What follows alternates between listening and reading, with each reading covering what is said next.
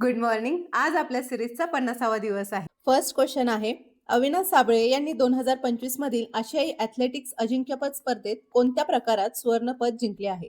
तर 3000 metre steeple chess या प्रकारात त्यांनी सुवर्णपद जिंकलेले आहे. मग ही स्पर्धा कुठे आयोजित केली होती? तर दक्षिण कोरिया येथील गुमी येथे आयोजित केली होती. ठीक आहे, तुम्हाला एक्झॅक्ट लोकेशन नाही विचारणार, पण कुठल्या देशात केली होती तर ती दक्षिण कोरिया येथे आयोजित केली होती. अविनाश साबळे यांनी तब्बल 36 वर्षांनंतर ह्या प्रकारात भारताला सुवर्णपद त्यांनी मिळवून दिलं आहे. आणि अविनाश साबळे हे महाराष्ट्रातील बीड या जिल्ह्यातून आहेत, त्यामुळे यांच्यावर प्रश्न येऊ शकतो. आता अविनाश साबळे यांनी आपल्या भारतासाठी केलेली महत्त्वपूर्ण कामगिरी बघू. पहिल्यांदा आशियाई क्रीडा स्पर्धा 2022 येथे सुद्धा त्यांनी 3000 मीटर स्टिपल चेस या प्रकारात सुवर्ण पदक मिळवले होते. म्हणजे इथे सुद्धा त्यांनी गोल्ड मेडल मिळवले होते आणि हा विक्रम करणारे ते पहिले भारतीय पुरुष ठरले. आणि याच्यानंतरच त्यांनी अनेक अवॉर्ड जिंकले, बऱ्याचशा स्पर्धेत ते जिंकले आणि ते त्यानंतर प्रकाश झोतात आले. त्याच्यानंतर दुसऱ्या म्हणजे राष्ट्रकुल स्पर्धा, म्हणजेच आपल्या कॉमनवेल्थ गेम. तर या राष्ट्रकुल स्पर्धा 2022 मध्ये सुद्धा त्यांनी 3000 मीटर या स्टिपल चेसमध्ये रौप्य पदक जिंकले होते. पण याच्यामध्ये विशेष बाब काय माहितीये, केनियाचे खेळाडू ह्याच्यामध्ये नेहमी पुढे असायचे, पण केनियाच्या खेळाडूंचे वर्चस्व मोडून अविनाश साबळे हे पदक जिंकणारे पहिले भारतीय ठरले. त्यामुळे हे सुद्धा खूप इम्पॉर्टंट आहे. त्याच्यानंतर तिसरं महत्वाचं म्हणजे ऑलिम्पिक स्पर्धा. ऑलिम्पिकच्या 2024च्या स्पर्धेमध्ये ही स्पर्धा कुठे झाली होती? पॅरिस येथे. तर येथे सुद्धा 3000 मीटर स्टिपल चेस या प्रकारात ते अंतिम फेरीत पोहोचणारे स्वतंत्र भारताचे पहिले पुरुष धावपटू ठरले. त्यांच्या यासारख्या अनेक उत्कृष्ट कामगिरीसाठी भारत सरकारने त्यांना अर्जुन पुरस्काराने त्यांना काय केलं? सन्मानित केलं आहे. मग आता तुम्हाला प्रश्न आहे की हे जे अविनाश साबळे आहेत तर हे आर्मीमध्ये आहेत. मग ते आर्मीमध्ये कोणत्या पदावर आहेत ते मला तुम्ही सांगायचं आहे. त्यांची पोस्ट काय आहे? ठीक आहे, चला पुढचा प्रश्न बघूया. आपला पुढचा प्रश्न आहे, ज्योती याराजी कोणत्या स्पर्धेत प्रसिद्ध आहेत? म्हणजे ते कोणत्या स्पर्धेच्या प्रकारात प्रसिद्ध आहेत? तर या 100 मीटर हर्डल्स या प्रकारात प्रसिद्ध आहेत. आता हा प्रश्न मी मुद्दाम घेतला आहे कारण आशियाई ॲथलेटिक्स चॅम्पियनशिपमध्ये जे आपले अविनाश साबळे होते त्यांच्यानंतर ज्योती याराजी यांची स्पर्धा झाली आणि यांनी सुद्धा आशियाई ॲथलेटिक्स चॅम्पियनशिपमध्ये सुवर्ण पदक जिंकलेले आहे. यांनी फक्त सुवर्ण पदकच जिंकलं नाही तर 100 मीटर हर्डलच्या स्पर्धेमध्ये त्यांनी ही स्पर्धा 12.96 सेकंदात पूर्ण केली आणि ही कामगिरी करून त्यांनी त्या स्पर्धेचाच नवीन विक्रम प्रस्थापित केला. आता या अचानक चर्चेमध्ये का आल्या? आतापर्यंत तुम्ही यांचं नाव पण ऐकलं नसेल, पण सध्या सोशल मीडियावर यांचा एक व्हिडिओ व्हायरल होते आणि त्याच्यामध्ये काय दाखवलं आहे की सुवर्णपद स्वीकारताना ह्या ज्या ज्योती याराजी आहेत त्या एकट्या तिथे होत्या. ऑडियन्समध्ये एकही इंडियन किंवा एकही माणूस नव्हतं जे त्यांच्या यशासाठी टाळ्या वाजवेल, त्यांच्या यशासाठी सेलिब्रेट करेल. आणि ते नसल्यामुळं ह्यांच्या डोळ्यात पाणी आलं आणि ते सुवर्ण पदक घेताना ते रडत होते. आणि तो व्हिडिओ सोशल मीडियावर खूप व्हायरल झाला आणि त्याच्यानंतर ज्योती याराजी ह्या प्रकाश झोतात आल्या. मग ह्या मूळच्या कुठल्या आहेत? तर या आंध्र प्रदेशच्या आहेत. ठीक आहे, आम्ल पर्जन्यासाठी खालीलपैकी कोणता घटक प्रामुख्याने जबाबदार असतो? तर नायट्रोजन ऑक्साईड आणि सल्फर डायऑक्साईड हे दोन घटक प्रामुख्याने जबाबदार असतात. आता ऍसिड रेन होतं कसं? आपल्याला सिलेबसमध्ये सुद्धा होतं. कारखाने पुन्हा व्हेकल्स म्हणजेच काय वाहने याच्यामधून हे जे नायट्रोजन ऑक्साईड आणि सल्फर डायऑक्साईड हे काय करतात? बाहेर पडतात आणि बाहेर पडून वातावरणातील जे पाणी असतं, पाणी आणि ऑक्सिजन यांच्याशी त्यांचं काय होतं? केमिकल रिॲक्शन होते. मग केमिकल रिॲक्शन झाल्यावर ते कशामध्ये कन्वर्ट होतात? तर सल्फ्युरिक ऍसिड आणि कशामध्ये? नायट्रिक ऍसिड म्हणजेच HNO3. मग हे जे ऍसिड आहेत ना ते काय करतात? पाऊस जेव्हा पडतो तेव्हा पावसाचं पाणी कसं स्वच्छ असतं, पण त्या पावसाच्या पाण्यात हे ऍसिड मिसळून ते पाणी स्वच्छ न राहता हे ऍसिड मिसळून जमिनीवर पडतं, म्हणून याला काय म्हणतात? ऍसिडिक रेन किंवा आम्ल पर्जन्य असे म्हणतात. आता CO2 म्हणजेच काय? Carbon dioxide. कार्बन डायऑक्साईड हा कशासाठी कारणीभूत आहे? तर ग्लोबल वॉर्मिंगसाठी. पुन्हा CFCS याचा अर्थ काय? याचा फुल फॉर्म काय? हे तुम्ही मला सांगायचंय कारण ह्याच्यावर आपण खूप डिटेलमध्ये क्वेश्चन बघितला होता, त्यामुळे तुम्ही मला याचा फुल फॉर्म सांगायचा आहे. मग या CFCS मुळे काय होतं? ओझोनच्या थराचा ऱ्हास होतोय. आता तुम्हाला क्लिक झाले असेल, बरोबर? मी हे कुठं घेतलेलं, ह्याचा फुल फॉर्म तुम्ही मला सांगायचा आहे. ठीक आहे, चला आता पुढचा प्रश्न बघूया. कोणत्या वृक्षांपासून लाख तयार केली जाते? आता लाख म्हणजे रोकड नाही बरं का, आपण जे बांगड्या वगैरे लाखेच्या घालतो बघा, तर ती कोणत्या वृक्षापासून तयार केली जाते? तर ती कुसुम या वृक्षापासून तयार केली जाते. खरं बघायला गेलं तर लाख ही वृक्षापासून तयार होत नाही, ते वृक्षावर असलेल्या किड्यांपासून तयार होते. मग त्या किड्यांचं नाव काय आहे? लॅसिफर लाक्का. तुम्हाला विचारू शकतात, विचारलं तर तुम्हाला आलं पाहिजे. लॅसिफर लाक्का म्हणजे हे दिसतायत ना, हे छोटे छोटे किडे, तर यांचं नाव आहे लॅसिफर लाक्का. याच्यापासून लाख तयार केली जाते. मग हे किडे करतात कसं? म्हणजे हे जे किडे आहेत हे कुसुम, तसंच पळस, बोर यासारख्या झाडांच्या फांद्यावर राहतात आणि त्यांच्या शरीरातून एक चिकट स्त्रव बाहेर पडत असतो. कुसुम या वृक्षापासून किंवा या वृक्षावर जे किडे असतात त्यांच्यापासून तयार होणारी जी लाख आहे ही सर्वात उच्च दर्जाची लाख मानली जाते. तुम्हाला प्रश्न विचारू शकतात की सर्वात उच्च दर्जाची लाख ही कोणत्या झाडापासून मिळते? तर ते आहे कुसुम. ठीक आहे. मग आता या लाखेचा उपयोग होतो कुठे कुठे? आपल्याला तर सगळ्यात पहिली माहिती आहे, आपण लहानपणापासून ऐकले, लाखेच्या बांगड्या तयार करतात. तसेच ह्या बांगड्या सोडून सोन्याच्या दागिन्यांमध्ये सुद्धा ह्याचा उपयोग होतो. तो कसं? आता मुलींना स्पेशली माहिती असेल, तुम्ही ठुशी वगैरे घालता बघा, तर काय होतं, ही जी ठुशी असते ना अशी गळ्याभोवती, तर ती आतून काही वेळेस पोकळ असते. मग ते पोकळ चांगली वाटत नाही किंवा त्याच्यामध्ये घाण अडकते. मग ते भरून काढण्यासाठी, तसेच त्याचं वजन पण वाढलं नाही पाहिजे. जर त्यात ते भरलं तर सोन्याचं पण म्हणजे टोटल वजन वाढणार, तुमचे पैसे वाढणार. मग ते भरलं तर पाहिजे, पण त्याचं वजन पण नाही वाढलं पाहिजे. त्यावेळेस ही जी लाख असते ना, ती याच्यामध्ये भरली जाते. आता मी तुम्हाला प्रश्न विचारते, जो रेशीम किडा आहे ना आपला, तर त्या रेशीम किड्याचं नाव काय आहे? ते मला तुम्ही सांगायचं आहे. आता तुम्ही म्हणाल, "मॅडम तुम्हीच बोलताय रेशीम किडा." ते नाही, सायंटिफिक नेम काय आहे ते मला तुम्ही सांगायचं आहे. चला पुढचा प्रश्न बघूया. आपला पुढचा प्रश्न आहे, कांदे, बटाटे इत्यादींना कोंब न फुटण्यासाठी त्यावर डॅश डॅश या किरणांचा मारा केला जातो. तर त्यावर गॅमा या किरणांचा मारा केला जातो. आता ह्या ज्या गॅमा किरणांचा मारा केल्यानंतर कांद्या बटाट्याला जे कोंब फुटतात ना, तर ती कोंब फुटण्याची प्रक्रिया थांबते व जे कांदे बटाटे आहेत ते दीर्घकाळ साठवता येतात. आता गॅमा किरणांचा मारा करण्यासाठी प्रामुख्याने कशाचा वापर करतात? तर कोबाल्ट 60 ह्याचा वापर केला जातो. मग तुम्हाला प्रश्न विचारू शकतात की गॅमा किरणांचा वापर कांदे बटाटे दीर्घकाळ टिकण्यासाठी केला जातो, पण त्याच्यामध्ये काय वापरतात? तर काय वापरतात? कोबाल्ट 60. तसेच या किरणांचा वापर करून अन्न टिकवता येते. कसं? दीर्घकाळ टिकवता येते आणि त्यांची जी नासाडी आहे ती सुद्धा टाळता येते. आणि हे जे आहे ना, अन्न टिकवणे आणि नासाडी टाळणे, ह्यालाच कोणतं तंत्रज्ञान म्हणलं जातं? तर अन्न किरणोत्सर्ग तंत्रज्ञान. ह्याचा वापर करून ही अन्नाची नासाडी टाळता येते. मग इथे बऱ्याच प्रकारचे प्रश्न होतात. गॅमावर होऊ शकतो, कोबाल्टवर होऊ शकतं, कोणतं तंत्रज्ञान वापरतात यावर सुद्धा होऊ शकतं. ठीक आहे. चला पुढचा प्रश्न बघूया.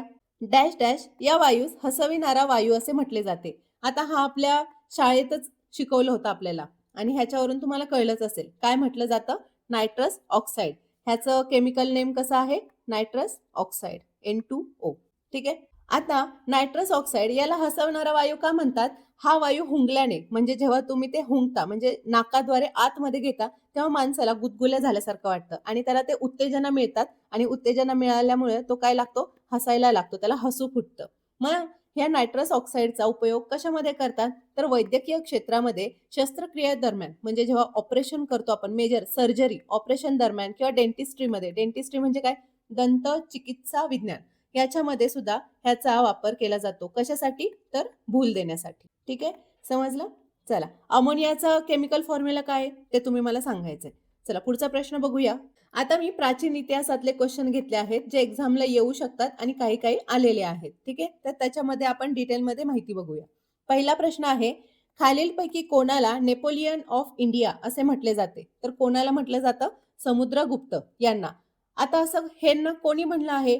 तर प्रसिद्ध इतिहासकार व्हिन्सेंट स्मिथ यांनी समुद्रगुप्ताच्या प्रचंड विजयामुळे आणि त्याच्या साम्राज्य विस्तारामुळे ही उपाधी दिली आहे. काय? Napoleon of India. आणि हा प्रश्न बऱ्याच वेळा विचारला गेला आहे. म्हणजे इतिहासात असं मानलं जातं की समुद्रगुप्त यांनी आपल्या पूर्ण आयुष्यात एकदाही युद्ध हारले नाही, म्हणून त्याला नेपोलियन ऑफ इंडिया अशी उपाधी व्हिन्सेंट स्मिथ यांनी दिली आहे. तसेच यांच्या या विजयाची माहिती प्रयागराज, म्हणजे पूर्वीचं काय होतं? अलाहाबाद, तर प्रयागराज येथील प्रयाग प्रशस्ती येथील स्तंभावर कोरलेली आहे. ठीक आहे. मग आता तुम्हाला मी सांगते की जो समुद्रगुप्तचा काळ, त्याचं घराणं, त्याचे वडील कोण होते ह्याची मी माहिती सांगते. समुद्रगुप्तचा काळ कोणता होता? तर इसवी सन 335 ते इसवी सन 375 आणि पुढे सुमारे लिहितात, म्हणजे एक्झॅक्ट माहिती नाहीये. त्यांचं घराणं कोणतं होतं? तर त्यांचं घराणं हे गुप्त घराणं होतं. गुप्त म्हणजे असं मिस्टेरियस नाही, त्यांच्या घराण्याचं नाव गुप्त होतं. ह्यांचे पिता कोण होते? तर चंद्रगुप्त पहिला. चंद्रगुप्त पहिला. असं म्हटलं जातं की गुप्त साम्राज्याचा जो काळ होता हा भारताचा सुवर्ण काळ होता. म्हणजे सुवर्ण काळ म्हणून ओळखला जातो. का? कारण ज्यामध्ये समुद्रगुप्ताने साम्राज्याचा सर्वाधिक विस्तार केला होता. म्हणून तो भारताचा सुवर्ण काळ होता असं म्हटलं जातं. ठीक आहे? चला आता पुढचा प्रश्न बघूया. नेपोलियन ऑफ इंडिया असा प्रश्न विचारला गेला आहे, पण ही उपाधी कोणी दिली आहे? पुन्हा त्यांच्या विजयाबद्दल माहिती ही कुठे आहे किंवा कोणत्या स्तंभावर आहे? त्यांचा काळ कोणता? त्यांचे घराणे कोणते? त्यांचे पिता कोणते? अशावर प्रश्न विचारू शकतात. एकदम मी डिटेलमध्ये शॉर्टमध्ये तुम्हाला सगळं सांगितलं आहे. चला आता पुढचा प्रश्न बघूया. पुढचा प्रश्न आहे, खालील शासकांचा कालक्रमानुसार योग्य क्रम कोणता आहे? तर ऑप्शन क्रमांक 4 असा आहे. पहिला चंद्रगुप्त मौर्य होता, त्याच्यानंतर सम्राट अशोक, त्याच्यानंतर चंद्रगुप्त विक्रमादित्य आणि त्याच्यानंतर हर्षवर्धन. आता मी तुम्हाला उद्या जी PDF शेअर करेल, कदाचित हे त्याच्यामध्ये नसेल, कारण हे ना इरेज झालं. त्याच्यामुळे हे मी नंतर आता लिहिलेलं आहे हाताने. तर मी आता तुम्हाला सांगते, चंद्रगुप्तचा काळ कोणता होता? तर त्याचा होता इसवी सन पूर्व 322 ते 298. तुम्हाला माहिती आहे ना, आपलं सपोज आत्ताचा काळ आहे, तर इसवी सन पूर्वचा काळ कसा असतो? मोठ्या संख्येपासून लहान संख्येपर्यंत काळ कमी कमी होत जातो. त्याच्यानंतर इसवी सन चालू होतं आणि त्याच्यानंतर पुन्हा काळ असा वाढत जातो. ठीक आहे? मग इथे कन्फ्यूज होऊ नका की 322 आणि 298 कसं झालं. पुन्हा सम्राट अशोक. सम्राट अशोकाचा काळ कुठला होता? इसवी सन पूर्व 268 ते 232. त्याच्यानंतर विक्रमादित्य यांचा काळ कुठला होता? इसवी सन 375 ते 415. आणि हर्षवर्धन यांचा काळ कोणता होता? इसवी सन 606 ते 647. ठीक आहे? जरी तुम्हाला त्यांचा काळ विचारला तरी आलं पाहिजे. आणि हा प्रश्न पण काय आहे? PYQ आहे. ठीक आहे? चला पुढचा प्रश्न बघूया. कलिंग युद्धाची संबंधित नाव कोणते? तर ते आहे सम्राट अशोक. आता कलिंग युद्ध हे सगळ्यांनाच माहित असेल, कारण ह्याची कथा पण खूप गाजली आहे सम्राट अशोकाची. पण हे जे कलिंग युद्ध आहे हे कधी झालं? तर हे युद्ध इसवी सन पूर्व 261 मध्ये कलिंग युद्ध झालं. आणि तुम्हाला प्रश्न असाही विचारू शकतात की कोणामध्ये झालं? तर सम्राट अशोक आणि कलिंग राज्याचा जो राजा होता त्याच्या विरोधात हे दोघांमध्ये युद्ध झालं होतं. हे युद्ध झाले खरे, पण याचा परिणाम काय झाला? या युद्धात प्रचंड हिंसा झाली, रक्तपात झाला. जिकडे तिकडे रक्त, नुसती हिंसा, विध्वंस बघून हा जो सम्राट अशोक आहे ह्याचं हृदय परिवर्तन झालं. आणि त्यांनी काय केलं की त्यांनी शांतीचा मार्ग स्वीकारला. त्यांनी बौद्ध धर्म स्वीकारला आणि बौद्ध धर्माचा स्वीकार करून त्यांनी अहिंसेचा मार्ग पत्करला. पण मध्य प्रदेशमध्ये जे सांची स्तूप आहे, ते सांची स्तूप हे सम्राट अशोक या राजाशी रिलेटेड आहे. आणि हे जे कलिंग युद्धाबद्दल जी माहिती आहे ना, ती सम्राट अशोकाच्या 13व्या शिलालेखात लिहिलेली आहे. आता हिस्ट्रीबद्दल मी तुम्हाला अशी बरीच माहिती सांगू शकते, पण परीक्षेच्या दृष्टीनं इतकंसं जाणणं पुरेसं आहे. ठीक आहे? चला पुढचा प्रश्न बघूया. अशोकाचा मुख्य प्रधान कोण? तर ते होते राधागुप्त. आता हे राधागुप्त नेमकं होते कोण? तर असं मानलं जातं की राधागुप्त हे चाणक्यांचे नातू होते. चाणक्यांचे नातू होते. मग ह्यांची भूमिका नेमकी होती काय? बिंदुसाराच्या मृत्यूनंतर सत्तेसाठी झालेल्या संघर्षात राधागुप्त यांनी अशोकाला मदत केली होती आणि त्यानंतर तो अशोकाचा मुख्य प्रधान बनला. चाणक्य नेमके आहेत कोण? तर हे चंद्रगुप्त मौर्य आणि बिंदुसार यांचे प्रधानमंत्री होते. ठीक आहे? तर लक्षात ठेवा. आता इथं येतो तुम्हाला प्रश्न. आपले जे छत्रपती शिवाजी महाराज आहेत, तर त्यांचे मुख्य प्रधान म्हणजे मुख्य पेशवा कोण होते? आता हे मी तुम्हाला प्रश्न विचारते ना, तुमची रिव्हिजन होण्यासाठी मी हे प्रश्न विचारते. ठीक आहे? तर याचं उत्तर तुम्ही मला कमेंट बॉक्समध्ये द्यायचं आहे. आणि हे जे मी प्रश्न विचारते ना, ते ऑलरेडी घेतलेले आहेत आणि जे आपण घेतो ना त्याच्या रिलेटेड आहे. त्यामुळे तुम्ही ह्याचे उत्तर देत चला, ऍक्टिव्हली पार्टिसिपेट होत चला. ठीक आहे? कारण मी आतापर्यंत जे प्रश्न विचारलेत, काही काहींची उत्तर चुकतात कमेंट बॉक्समध्ये. तर मी त्यांना काय सांगते की चुकलंय, तुम्ही पुन्हा एकदा बघा.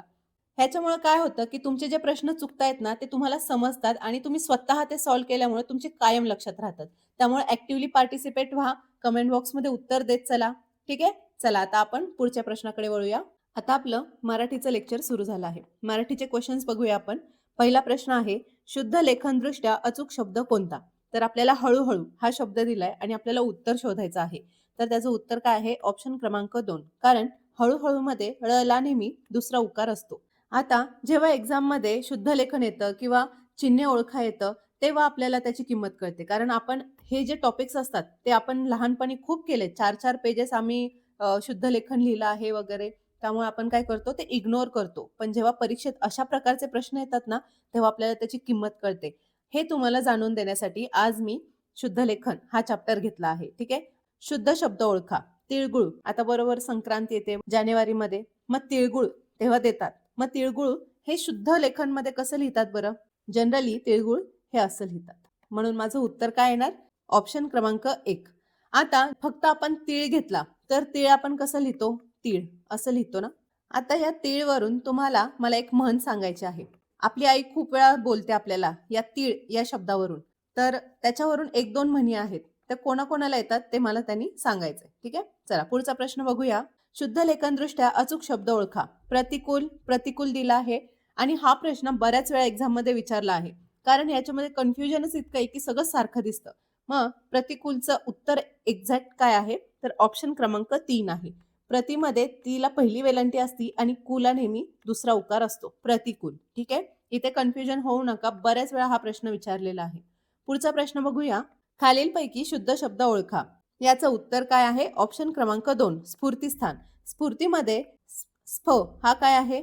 जोडाक्षर आहे आणि ह्याला दुसरा उकार आहे आणि स्फूर्तीमध्ये तीला पहिली वेलांटी आहे. इथे तुम्ही स्फला पहिला उकार देऊन गफलत करू नका. स्फूला दुसरा उकार आहे. ठीक आहे.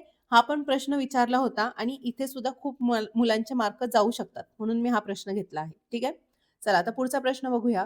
पुढचा प्रश्न आहे शब्द उच्चारल्याबरोबर विशिष्ट वस्तू, पदार्थ डोळ्यासमोर येतो. ती शब्दशक्ती कोणती? म्हणजेच काय? जर तुम्हाला म्हणलं की मला पेन दे. आता याच्यामध्ये तुम्हाला काय समजतं? की माझ्याकडे एखादा पेन आहे आणि मला पेन मागतोय. बरोबर? सरळ एकदम स्पष्ट अर्थ आहे. असा शब्द उच्चारल्यावर कोणती शब्दशक्ती असते? तर ती शब्दशक्ती असते अभिधा. अभिधामध्ये जर एखादं वाक्य बोललं तर ते त्यातून फक्त एकाच अर्थाचा आणि एकाच गोष्टीचा बोध होतो. लक्षणामध्ये काय होतं? तर दिलेल्या शब्दापेक्षा तो अर्थ सोडून म्हणजे त्याचा मूळ अर्थ सोडून दुसराच अर्थ घ्यावा लागतो. तेव्हा ती शब्दशक्ती कोणती असते? लक्षणा. उदाहरणार्थ काय? आम्ही ज्वारी खातो. आम्ही ज्वारी खातो म्हणजे काय? आपण ते लगेच असं म्हणजे जे रॉ ज्वारी आहे, कच्ची ज्वारी आहे ते खातो का? नाही. आपण ज्वारीपासून बनवलेले पदार्थ खातो. असा हा लक्षणा शब्दशक्तीचा प्रकार आहे. पुन्हा लक्षणिक असं कुठली शब्दशक्ती नाहीये. प्रथमा, प्रथमा तर आपलं विभक्ती आहे. बरोबर? ज्याला कुठलाही प्रत्यय नसतो. पुढचा प्रश्न आहे घनश्याम सुंदरा श्रीधरा अरुणोदय झाला. या वाक्यामधील रस कोणता आहे? आता मंदिरात वगैरे सकाळ सकाळी रेडिओला जर कोणी आकाशवाणी ऐकत असेल तर हे गाणं जवळपास रोजच लागतं आणि इतकं प्रसन्न वाटतं. मग ते प्रसन्न वाटतं, शांत वाटतं, एकदम छान वाटतं. तर वाक्यातील रस कोणता झाला?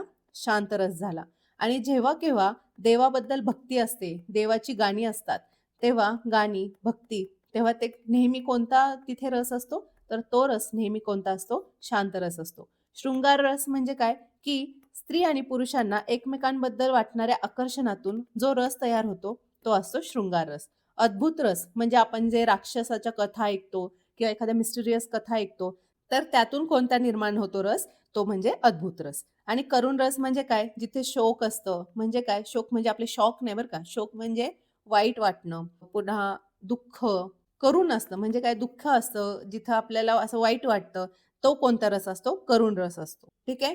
समजलं? चला पुढचा प्रश्न बघूया. समाजात वावरणारे असले साप ठेचून काढले पाहिजेत. याची शब्दशक्ती ओळखा. आता समाजात वावरणारे असले साप हे काय आहेत? याचा अर्थ काय आहे? गुन्हेगार. कोणकोणते गुन्हेगार? जे मर्डर करतात, लुबाडतात, एखाद्याला फसवून पैसे घेतात, अत्याचार करतात, बलात्कार करतात. हे सर्व गुन्हेगार जे आहेत ना त्यांना काय काढलं पाहिजे? ठेचून काढलं पाहिजे. आता इथे जो साप आहे तो म्हणजे काय? आपला ऍक्च्युअल नाग, धामण, घोणस वगैरे ते साप नाही. ते साप म्हणजे कुठले? गुन्हेगार. मग आपल्याला यातून काय कळतंय? ह्या वाक्यातून दुसराच अर्थ होतोय. म्हणून आपलं शब्दशक्ती कोणती झाली? तर व्यंगार्थ. व्यंगार्थ मध्ये काय असतं? की जो आपल्याला दिलेला सरळ वाक्य असतं ना त्यातून व्यंग निर्माण होतो. म्हणजे त्यातून दुसऱ्या वाक्याचा बोध होतो. तो असतो व्यंगार्थ. ठीक आहे. चला पुढचा प्रश्न बघूया. आता आपले बुद्धिमत्तेचे प्रश्न सुरू झाले आहेत आणि बुद्धिमत्तेचे प्रश्न खूप इंटरेस्टिंग आहेत आजचे. पहिला प्रश्न बघूया. पहिलाच प्रश्न आहे इंग्लिशचा. आता हे बघा इंग्लिशवर मी असं काही सेपरेट घेऊ शकत नाही कारण पोलीस भरतीला सध्या म्हणजे थोडंच इंग्लिश येते. जेव्हा कधी म्हणजे इन फ्युचर इंग्लिशचा पूर्ण टॉपिक त्याच्यामध्ये इन्क्लूड करतील तेव्हा आपण त्याच्यावर म्हणजे असं थोडंसं डीपमध्ये बघूया. सध्या एक्झाममध्ये ज्या पद्धतीने प्रश्न विचारले आहेत ना, त्या पद्धतीने आपण प्रश्न घेऊया. आपल्याला हे काय दिले आहेत? शब्द दिले आहेत. या 4ही शब्दातील रिकाम्या जागी कोणते अक्षर लिहिले असता ते शब्द अर्थपूर्ण होतील. म्हणजेच काय आपल्याला हे दिले आहेत बरोबर. तर यातून आपल्याला एखादा शब्द ह्या ज्या रिकाम्या जागा आहेत ना, इथे टाकायचा आहे आणि त्यातून आपल्याला एक अर्थपूर्ण शब्द बनवायचा आहे. मग जर मी इथे पहिल्यापासून सुरुवात करू. जर मी इथं एम घेतला सपोज हे काय आहे? SMPLE. ठीक आहे. पुढचं आहे SM. पुन्हा काय आहे? स्प्लॅश. पुढं RT. टीचर आहे. टी म्हणजे बघितल्यावरच कळतंय ते टीचर आहे. पण तिथे काय बसणार आहे ते मी तुम्हाला सांगते. आणि काय आहे? RMY. आता आपल्याला इथे बसवायचं आहे. इथे पण काय आहे? बसवायचा आहे शब्द. मग जर मी इथं लिहिलं एम तर SMMPL असं काय होत नाही बरोबर. म्हणून माझं हे येणार नाही. आता इथं त्यांनी चूक काय केली माहितीये का? जे ऑप्शनमध्ये दिलेत ना, हे काय आहेत? आपले थोडक्यात मराठीतील व्यंजन आहेत. म्हणजेच काय? की कॉन्सोनंट्स आहेत इंग्लिशमधले आणि कॉन्सोनंट्स हे क्वचितच त्या ठिकाणी बसतात. जनरली जे आपले वॉवेल्स असतात म्हणजे जे स्वर असतात त्यातूनच ते पूर्ण शब्द तयार होतं. तर त्यांनी इथं काय करायला पाहिजे होतं? आय, ई, ओ, ए असं दिलं असतं ना, तर मग थोडंसं चॅलेंजिंग झालं असतं. पण हे उत्तरातच म्हणजे त्यांनी ऑप्शनमध्येच उत्तर दिल्यासारखं आहे. ए हा एकटाच असा स्वर आहे ज्यातून एक अर्थपूर्ण शब्द तयार होऊ शकतो. तर असं पण तुम्ही थोडंसं स्मार्ट स्टडी केला तर तुमच्या लक्षात येईल. आता जसं मी सांगितलं इथे जर टी ठेवलं तरी पण स्टिम्पल STMPL असं काय होऊ शकत नाही बरोबर. मग टी पण गेला. पुन्हा एस. एस संपल असं होतंय बरोबर. म्हणजे एस पण नाही. राहिला काय आपला ए राहिला. जर मी इथं ए लिहिला तर कसं होतंय? सॅम्पल. जर SM इथं मी ए लिहिला तर काय होतं? स्मार्ट. इथं काय आहे आपल्याला लगेच कळतं इथे टीचर असणार आहे. मग टीचरचं स्पेलिंगच काय आहे इथं? ए येते. म्हणजे आपलं ए हे उत्तर आलं आणि इथं काय आहे? आर्मी. अशा पद्धतीने जर त्यांनी वॉवेल्स दिले तर चॅलेंजिंग आहे. जर त्यांनी कॉन्सोनंट दिले आणि एखादाच वॉवेल दिला तर तुम्हाला ते लगेच जमून जाईल आणि समजून जाईल. ठीक आहे. चला पुढे प्रश्न बघूया. आपल्याला काय सांगितलं आहे? EFIJKL हे वर्तुळाकार त्याचप्रमाणे एकमेकांजवळ बसलेले आहेत. म्हणजे जसं काल सांगितलं, जसं आपण एक काल प्रश्न घेतलेला. आता मी ह्याच्यावर जास्त प्रश्न का घेते या कोडी स्वरूपात? ह्याला पझल्स म्हणतात बुद्धिमत्तेचे. कारण याच्यावर जास्त जोर दिला आहे आणि ते सुद्धा सिंपल नाही विचारलेत. थोडेसे हायर डिफिकल्ट साईडला विचारलेत. म्हणून मी हे सारखे प्रश्न घेते. आता आपल्याला काय सांगितलंय? हे जे EFIJKL आहे हे वर्तुळाकार बसले आहेत आणि एकमेकांजवळ बसले आहेत. ठीक आहे. मग मी त्यांना लिहून घेते. किती जण आहेत? 6 जण आहेत. ठीक आहे. 1, 2, 3, 4, 5 आणि 6. मी त्यांना लिहून घेते. EFIJK आणि L. ठीक आहे. प्रथम ई आणि आय यांनी आपापसात जागा बदलल्या. म्हणजे काय? ई आहे इथे आणि आय आहे इथे. यांनी काय केलं? आपापसात जागा बदलल्या. म्हणजे इथं काय आलं? आय आलं आणि इथं आलं ई. त्याच्यानंतर के व एल यांनी परस्परात जागा बदलल्या. म्हणजेच काय? के इथे आहे, एल इथे आहे. मग केच्या शेजारी कोण आलं? एल आलं आणि एलच्या शेजारी कोण आलं? के आलं. तर आता जवळ कोण असेल? म्हणजे आता जवळ कोण बसलेला आहे? EL. ई इथं आहे, एल इथं आहे. मग हे जवळ आहेत का? नाही. के व एल. के इथे आहे, एल इथे आहे. हे जवळ आहेत. पुन्हा एफ आणि जे. एफ इथं आहे, जे इथं आहे. हे पण नाही. एल आणि के. के एल म्हणलं काय आणि एल व के म्हणलं काय? तर सेमच येणार आहे बरोबर. कारण के आणि एल सुद्धा जवळ आहेत आणि एल व के हे आलटून पालटून बसले तर एकमेकांच्या शेजारीच आहे ना. म्हणून आपलं उत्तर काय येणार? 2 आणि 4. समजलं? चला आता पुढचा प्रश्न बघूया. रशीद पश्चिमेकडे तोंड करून उभा आहे. आपलं दिशादर्शकाचा. आपलं दिशादर्शक थोडं जरी आपलं वाचायला चुकलं ना तरी आपलं अख्खं उत्तर चुकतं. त्याच्यामुळे हे खूप म्हणजे प्रॉम्प्टली वाचायचं. अजिबात चुकून द्यायचं नाही. आपला प्रश्न काय आहे? रशीद पश्चिमेकडे तोंड करून उभा आहे. ठीक आहे. रशीद कुठे तोंड करून उभा आहे? पश्चिमेकडे. तो घड्याळाच्या काट्याच्या दिशेने 45 डिग्रीतून वळाला. घड्याळाचा काटा आपला कसा जातो? असा जातो. मग तो 45 डिग्री म्हणजे काय? असा वळाला. ठीक आहे. पुन्हा त्याच दिशेने तो 180 डिग्रीतून वळाला. म्हणजेच काय? इथून आणखी तो कसा वळाला? 180 डिग्री. 180 डिग्री म्हणजेच काय? त्याच्या विरुद्ध दिशेने असा वळाला. नंतर घड्याळाच्या काट्याच्या विरुद्ध दिशेने 270 डिग्रीतून वळाला. विरुद्ध दिशा म्हणजे कशी? अशी. मग तो कसा वळाला? 270 डिग्री. जर तो असा वळाला तर 180 डिग्री झालं बरोबर. आणि त्याच्या पुढं आणखी 90 वळाला तर ते किती होणार? 270 डिग्री बरोबर ना. कारण जेव्हा असं असतं तेव्हा हा काटकोन असतो. जेव्हा असं असतं तेव्हा हा काटकोन असतो. म्हणून तो इथे बघतोय ना, तर त्याच्यानंतर पुढे 90 डिग्री आणखी गेला की हे त्याचा टोटल अँगल किती झाला? 270 डिग्री. तर त्याचे तोंड आता कोणत्या दिशेला आहे? आता आपल्याला दिशा माहिती पाहिजे, बरोबर? इथं काय असतं? आग्नेय, नैऋत्य, वायव्य आणि ईशान्य. म्हणजे आता तो कोणत्या दिशेला बघतोय? तर नैऋत्य दिशेला बघतोय. म्हणून ऑप्शन क्रमांक 2 हे माझं उत्तर आलं. समजलं? चला पुढे जाऊया. एम व एन हे बंधू आहेत. ठीक आहे. आपलं हे काय आहे? नातेसंबंधावरचा प्रश्न आहे. बंधू आहेत म्हणजे काय? एम आहे मुलगा, एन पण काय असणार आहे? मुलगा असणार आहे, कारण बंधू आहे. पुढे ओ व पी या भगिनी आहेत. ठीक आहे. एमचा मुलगा पीचा बंधू आहे, म्हणजे एमचं कोणाशी तरी लग्न झालं आहे आणि त्यांचा जो मुलगा आहे तो काय आहे? पीचा बंधू आहे. आणि आपल्याला काय सांगितलंय? पी आणि ओ काय आहेत? भगिनी आहेत. भगिनी म्हणजेच काय? बहिणी आहेत. एन व ओ यांच्यामधील नातेसंबंध काय? आपल्याला काय विचारलंय? एन आणि ओ चा नातेसंबंध काय? आता एम हा ओ चा पप्पा आहे. पप्पाचा जो भाऊ असतो तो आपला काय असतो? चुलता असतो, काका असतो. मग माझं उत्तर काय येणार? काका. ठीक आहे. चला, सोपा होता प्रश्न. पुढचा प्रश्न बघूया. आता हा प्रश्न तुमच्यासाठी, याचं उत्तर तुम्ही मला कमेंट बॉक्समध्ये द्यायचं आहे. पुढचा प्रश्न बघूया. आता आपले गणिताचे प्रश्न चालू झाले. आपला प्रश्न आहे, जर अधिक म्हणजे काय आहे? वजा आहे. वजा म्हणजे काय आहे? भागिले आहे. भागिले म्हणजे काय आहे? गुणाकार आहे. आणि गुणाकार म्हणजे काय आहे? अधिक आहे.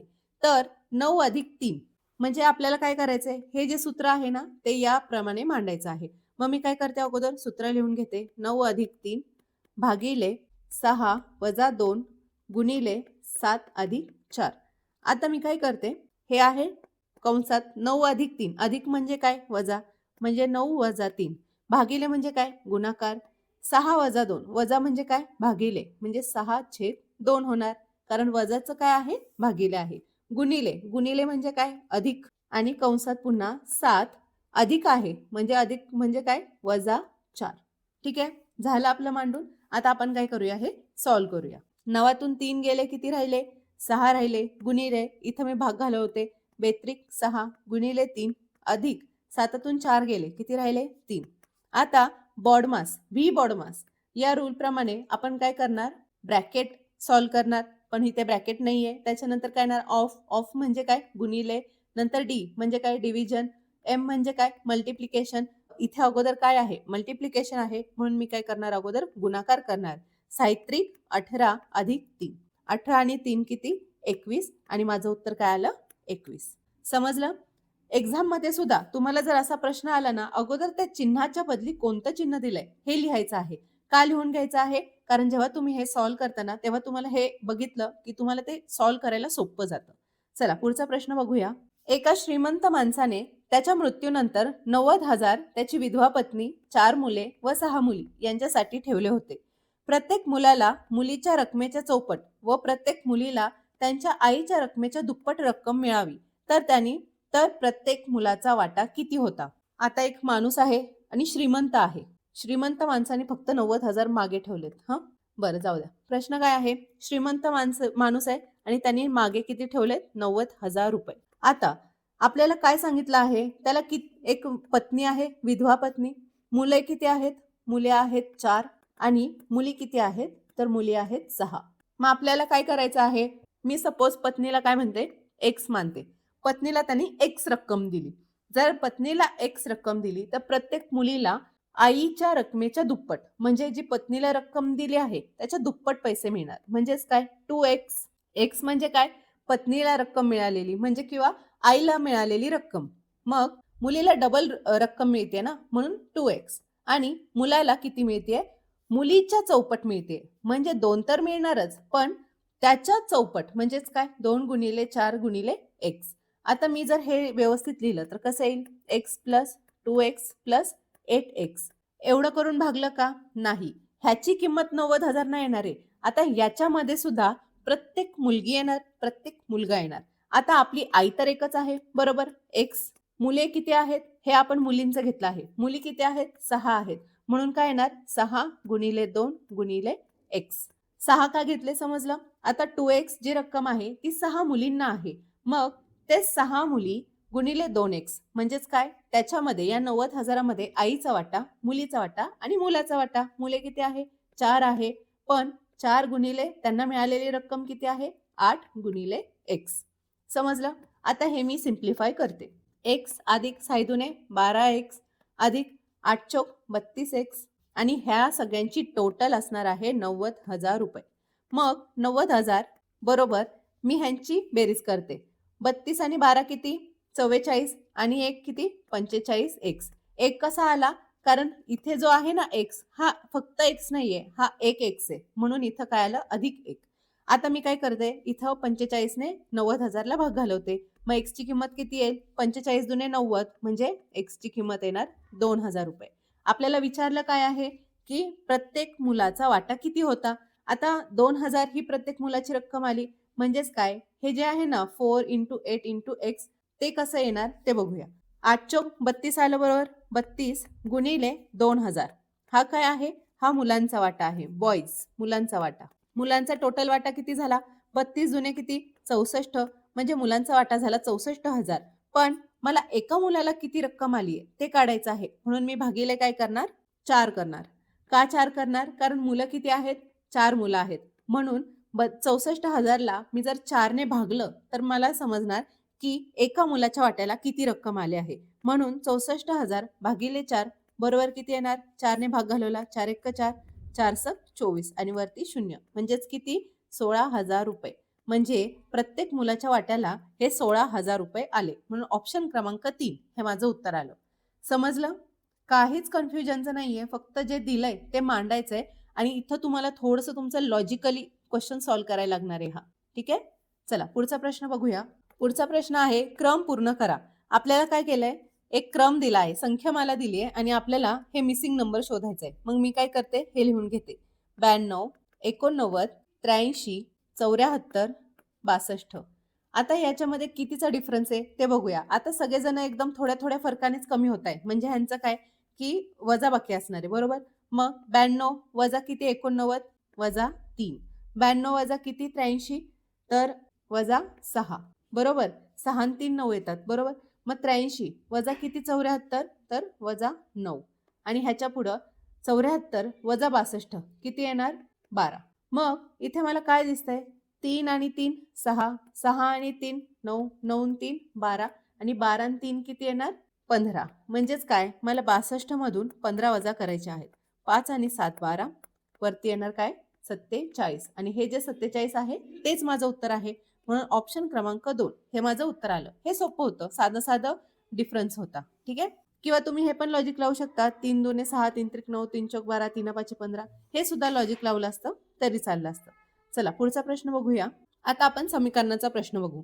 एक काल कमेंट आली होती की मॅडम रोज एक तरी समीकरणाचा प्रश्न घ्या आणि तिचं बरोबर आहे. समीकरणाचे प्रश्न तुम्हाला भलेही खूप येत असो तरी पण जर तुम्ही समीकरण सॉल्व्ह केले ना तर तुम्हाला तुमचं मॅथ्सचं स्पीड वाढेल प्लस तुम्हाला असे अंक बघूनच तुम्हाला उत्तर यायला लागतील.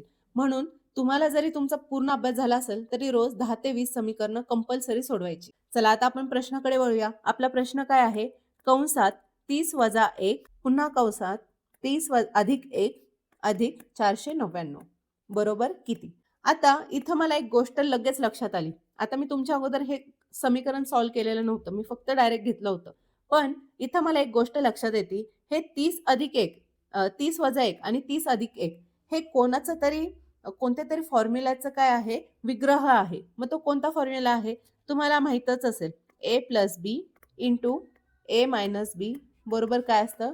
a² - b². हे समीकरण आहे आणि हे समीकरण मी कुठं अप्लाय करणार आहे? इथे अप्लाय करणार आहे. मग मी काय करणार? हे त्या पद्धतीने लिहून घेणार. 30 वजा 1 गुणिले 30 अधिक 1 हे काय होणार? a² वजा b² म्हणजेच काय?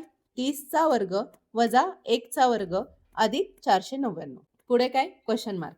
30चा वर्ग किती आहे? 900 आहे. 1चा वर्ग किती आहे? 1 आहे अधिक 499 बरोबर? Question mark. आता 900 अधिक 499 डायरेक्ट करू शकता किंवा 900 वजा 1 करून 499 करू शकता. मला काय वाटतं? आधी मी काय करते? 900 अधिक 499 करते. 9 4 किती? 13 आणि वरचे 99 वजा 1 बरोबर? Question mark. आता हे किती सोपं झालं आपल्याला सोडवायला. 1399 मधून 1 गेला तर माझं किती राहणार? 1398. म्हणून ऑप्शन क्रमांक 3 हे माझं उत्तर आलं. समजलं? खूप सोप्या पद्धतीने मी सांगितलं. किती स्टेप्समध्ये उत्तर आलं? फक्त 3 स्टेप्समध्ये. आणि हे पण मी तुम्हाला सांगितलं म्हणून. मला हे तर बघूनच कळलं असतं, मी डायरेक्ट तिथं लिहिलं असतं 900 वजा 1 अधिक 499. 900 आणि 499 1399 वजा 1 1398. डायरेक्ट उत्तर. समजलं? हे माझी कमांड का आली? कारण मी समीकरणं जवळपास 50 ते 100 सॉल्व्ह करायचे, जेव्हा मी प्रिपरेशन फेजमध्ये होते तेव्हा. चला पुढचा प्रश्न बघूया.